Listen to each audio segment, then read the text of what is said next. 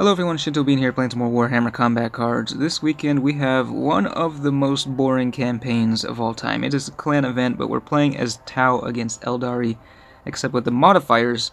We only have 150 deck points available, and boarding actions, which only allows you to use HQ troop and elite units that are either infantry or bulky, which greatly limits the number of bodyguards you can bring with you, as well as the warlords. So for Tau, we only have 3 warlords available. You have to choose between Darkstrider, Ahoy, or Commander Farsight.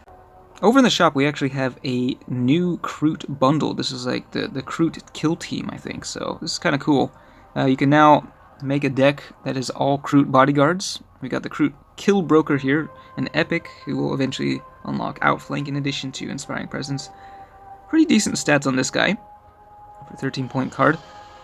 We've got this Kroot Farstalker with target acquired.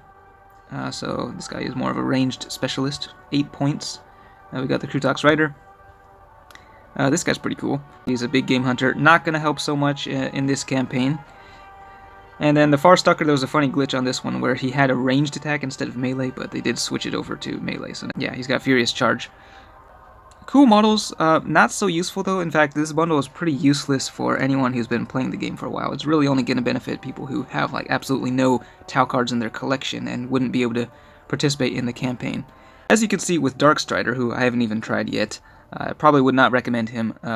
If I include all of the ranged units I can, I still have 44 points remaining, and these guys are just not really that amazing. Other than this 12-point Pathfinder, he is pretty strong at this level.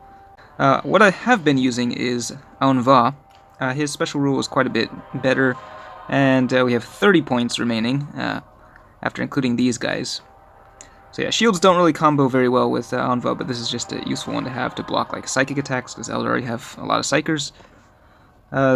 With Ahoy especially, the Kroot Rider is extremely powerful. This thing can get very strong.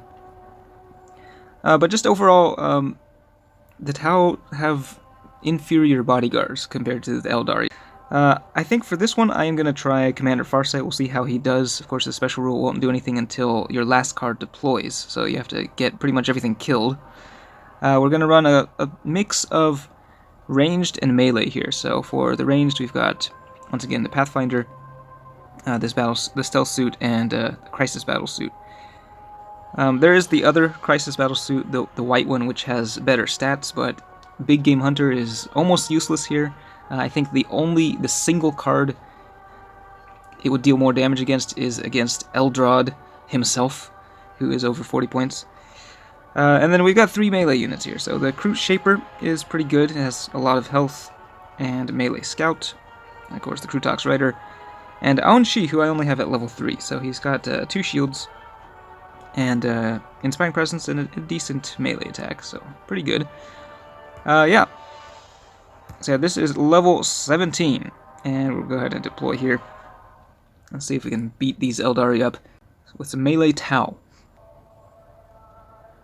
Alright, so we are up against Eldrad, and he is running, it looks like more than 6 bodyguards, so I guess, yeah, boarding actions. It limits the number of bodyguards we have, but it doesn't affect the AI, apparently. Well, it does limit their bodyguard choice, but not the number of bodyguards, which doesn't really seem very fair to me. I guess we'll drop Ahoy here. Actually, that was a mistake. Another thing about Eldari is that they do tend to have high initiative, so they'll almost always be going first, which means that Ahoy is actually kind of better in that situation, because if you're taking damage, you will generally be able to hit back the next turn with the boosted attack power. I think we'll go with, we could go with the Stealth Suit. I think, yeah, well, maybe bring that out. We do want the ranged units coming out first, so we can finish with the melee units. So I think deploying Ahoy at the beginning was kind of a mistake there, but it was kind of too tempting of an offer to pass up. Putting him across from a mono melee attacker, so he can block all that damage with the shields. Alright, the Crisis Battle Suit actually takes out the Acothist there. And Jane Zar, yeah, that's another powerful bodyguard that Eldari have. Just extremely powerful. That one's only at level 3, but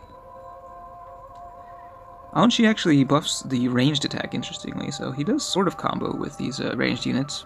I haven't used him much up until now. I'm going melee again, so yeah, we are blocking the full 57 damage from Drazhar. And the Howling Banshee Exarch will die, so the death blow is going off here. Janes are, even at level 3, just very difficult to take down. Alright, so this is another bodyguard that's just really annoying. So we've got the Shadow Seer. It's got all 3 attack types, but it is mainly a Psyker, and it has 2 shields in this case. See if we can break through these shields here.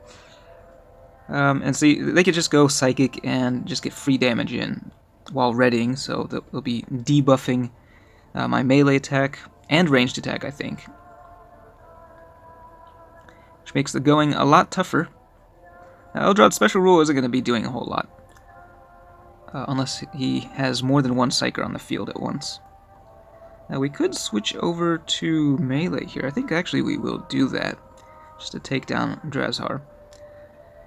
Crisis Battlesuit will go down, knock out the second shield on the Shadow Seer, and I think we do want to take down that Shadow Seer in quick order. Okay, they got a legendary bodyguard coming down, Prince Uriel, and let's go with... Actually, the Krutox Rider would be pretty good across from the Shadow Seer. Okay, yeah, I guess we'll maybe drop that. Though in retrospect, actually no, we want the Krutox Rider surviving until the end, so he can get his health restored. Well, that's maybe not going to happen. We'll see.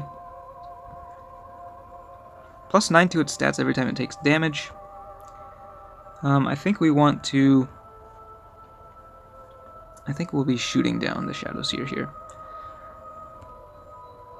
It's actually a really big precision shot. I maybe should have... Okay, wow, that worked out really nicely.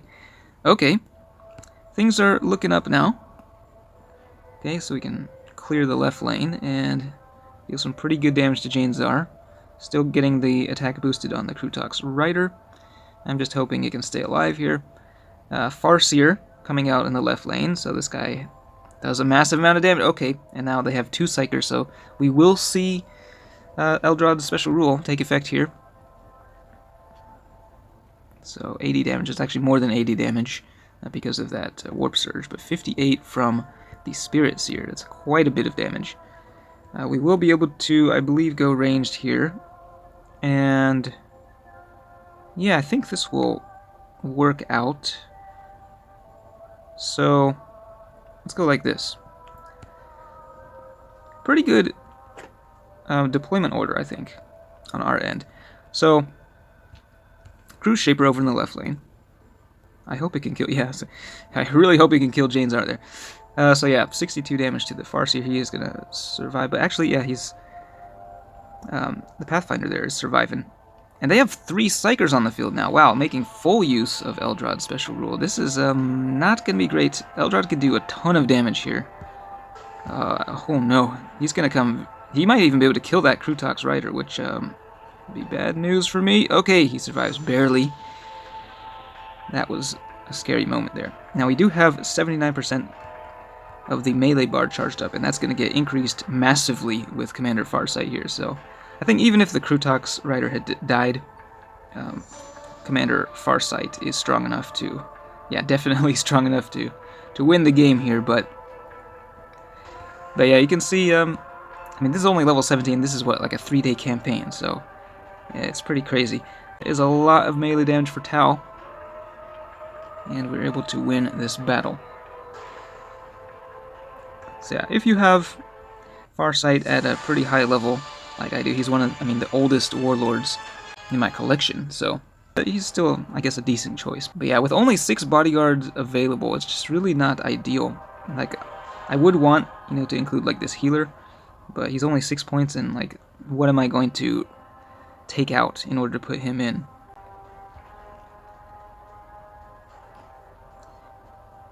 Anyway, let me know if...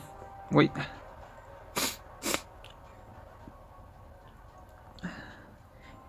I'm guessing the vast majority of players are not too happy with this campaign, but let me know what you think. Thanks for watching, and I will see you next time.